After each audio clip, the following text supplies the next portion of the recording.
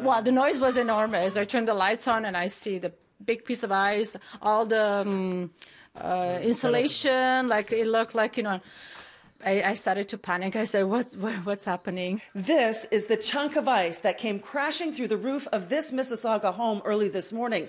The homeowner was sleeping just 2 meters away. It happened at 6:30. Carmela Kakavo's husband, Tony, had just left for work. Her younger son, Michael, was also home asleep.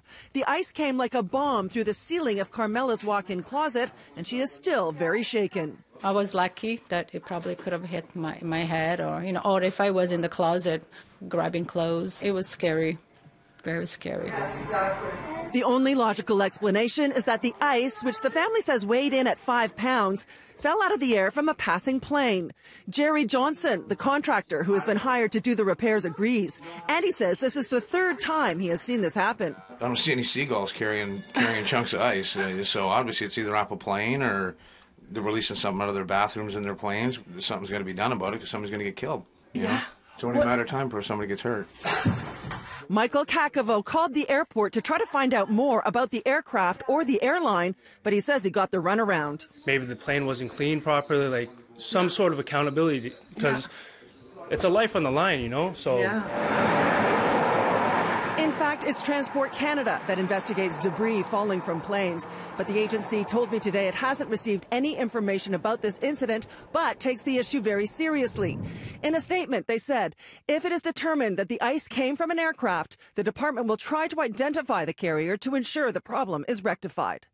According to flight path data available online, an Air Canada flight was returning to Pearson from Vegas at that time and passed over the Kakavo's home.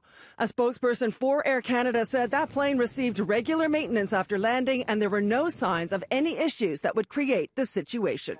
This is the actual size of the hole. This kind of thing actually happens more often than you might think. City News has done numerous stories on ice falling from planes, and yes, sometimes it is human waste that accidentally gets released from a plane's toilet.